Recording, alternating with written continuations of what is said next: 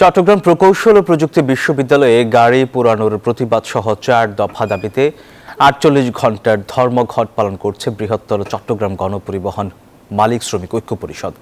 আজ সকাল ৬টা থেকে ধর্মঘট শুরু হয়। এতে ভোগান্তিতে পড়েছেন সাধারণ মানুষ। বিকল্প পরিবহনে চললেও অভিযোগ উঠেছে বাড়তি ভাড়া নেওয়া। এর আগে শনিবার এক সভায় ধর্মঘটের সিদ্ধান্ত নেয় সংগঠনটি।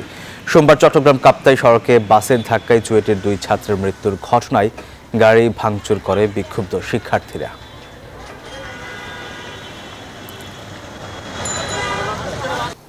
২ নম্বর গেট থেকে আসছে তো তখনও গাড়ি পাই নাই।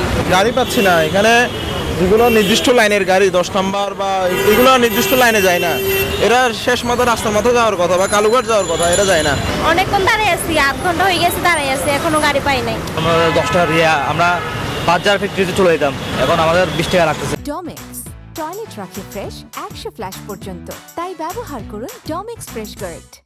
দর্শক, বলছিলাম চট্টগ্রাম প্রকৌশল ও প্রযুক্তি বিশ্ববিদ্যালয়ে গাড়ি পোড়ানোর প্রতিবাদ সহ ৪ দফা দাবিতে ৪৮ ঘণ্টার ধর্মঘট পালন করছে গণপরিবহন মালিক শ্রমিক সংগঠন। আর এই বিষয়ে আরও বিস্তারিত জানাতে সরাসরি যুক্ত হচ্ছেন সহকর্মী নয়ন বড়ুয়া।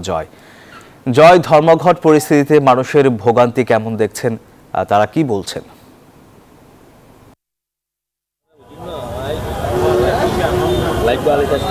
ধন্যবাদ ফয়সাল আপনাকে।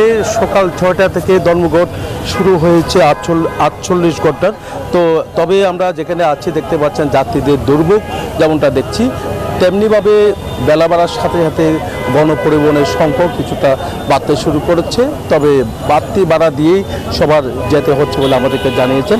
তবে এখানে আমরা দেখছি দূরপাল্লার যে পরিবহনগুলো আছে, দূরপাল্লার পরিবহনগুলো একেবারে বন্ধ রয়েছে। যে কাউন্টারগুলো আছে সেই কাউন্টারগুলো একেবারে এখানে বন্ধ থাকার কারণে যারা কক্সবাজার সহ ঢাকা সহ বিভিন্ন জায়গায় যারা যাওয়ার জন্য চাচ্ছে তারা সেভাবে যেতে পারছে না বলে আমাদেরকে জানিয়েছেন। আমি একটু জানতে চাচ্ছি, যাবেন কোথায়? গাড়ি আছে না? কক্সবাজার যাবো, গাড়ি হচ্ছে না। দীর্ঘ সময় দাঁড়িয়ে হচ্ছে, গাড়ি হচ্ছে না বা যাওয়ার অন্য কোনো ব্যবস্থা, কোনো গাড়ি পাচ্ছেন না? না, কোনো গাড়ি হচ্ছে না।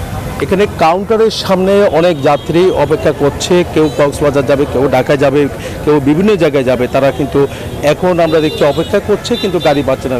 কতক্ষণ ধরে আপনাদের অপেক্ষা? এটা অলমোস্ট ১ ঘন্টা তো হবেই। গাড়ি পাচ্ছেন না? না, গাড়ি তো সকালে বেরিয়ে জানতে পারলাম ৪৮ ঘন্টা নাকি ধর্মঘট।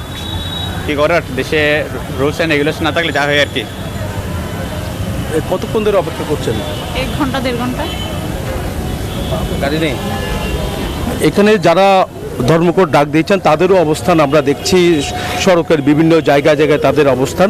তারা কি দাবি নিয়ে তাদের ধর্মঘট আমরা একটু